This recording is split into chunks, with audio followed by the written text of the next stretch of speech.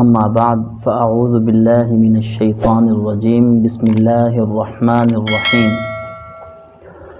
وَكُلًّا نَقُصُّ عَلَيْكَ مِنْ أَنْبَاءِ الرُّسُلِ مَا نُثَبِّتُ بِهِ فُؤَادَكَ وَجَاءَكَ فِي هَذِهِ الْحَقُّ وَمَوْعِظَةٌ وَذِكْرَى لِلْمُؤْمِنِينَ صدق اللہ العظیم۔ اے پیغمبر، ہم آپ کو گزشتہ پیغمبروں کے جو واقعات سناتے ہیں،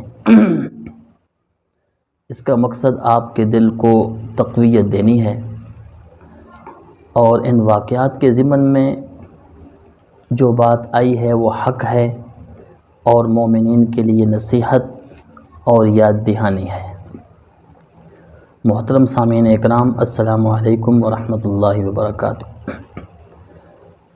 ہم ایک سلسلہ قصص النبیین قدم بقدم شروع کر رہے ہیں، جس کا مقصد گزشتہ انبیاء علیہم السلام کی زندگی پر ایک نظر ڈالنی ہے، تاکہ ان کی زندگی سے ہمیں نفع حاصل ہو اور ہم ان کی زندگی سے ہدایت حاصل کر کے اپنی آخرت کو کامیاب بنا سکیں۔ اس لیے کہ واقعات انسان کی دلچسپی کا خاصا باعث ہوتے ہیں اور انسان کے دل پر اثرات بھی مرتب کرتے ہیں۔ اللہ تعالیٰ نے سابقہ اقوام کے واقعات اور حالات قرآن مجید کے اندر ذکر فرمائے ہیں، تاکہ لوگوں کو اس سے عبرت حاصل ہو اور لوگ اس سے رہنمائی حاصل کریں۔ تمام امت کا اس بات پر اتفاق ہے کہ کائنات میں افضل ترین ہستیاں وہ حضرات انبیاء علیہم السلام ہیں۔ اس کا سبب یہ ہے کہ اللہ تعالیٰ نے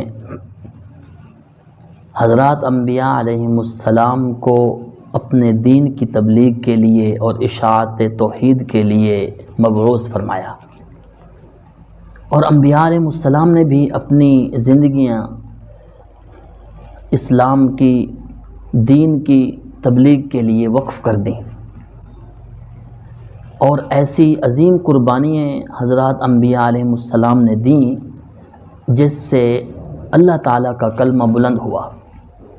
اللہ تعالیٰ نے قرآن مجید کے اندر بھی انبیاء علیہم السلام کا واقعاتی انداز میں ذکر فرمایا، اور جناب رسول اللہ صلی اللہ علیہ وسلم کو ان انبیاء علیہم السلام کے حالات اللہ تعالیٰ نے بتلائے اور آپ صلی اللہ علیہ وسلم کو تسلی دی، اور ان کا مقصد لوگوں کی ہدایت اور رہنمائی بھی ہے۔ اس وجہ سے ہم یہ سلسلہ شروع کر رہے ہیں، تاکہ ہم بھی حضرات انبیاء علیہم السلام کی زندگی سے کچھ حاصل کر سکیں۔ تو میری آپ حضرات سے گزارش ہے کہ آپ ہمارے ساتھ جڑے رہیں۔ ہم مختصر سی ویڈیوز بنا کر وہ اپنے چینل کے اوپر اپلوڈ کریں گے، تاکہ مختصر ویڈیو کے ذریعے ہمیں انبیاء علیہم السلام کی زندگی سے کچھ حاصل ہو سکے۔ اللہ تعالیٰ ہمیں اسی طرح جوڑے رکھے، اور اللہ تعالیٰ ہمارا یہ سلسلہ قبول فرمائے اور اس سلسلے کو کامیابی عطا فرمائے۔ وآخر دعوانا ان الحمد للہ رب العالمین۔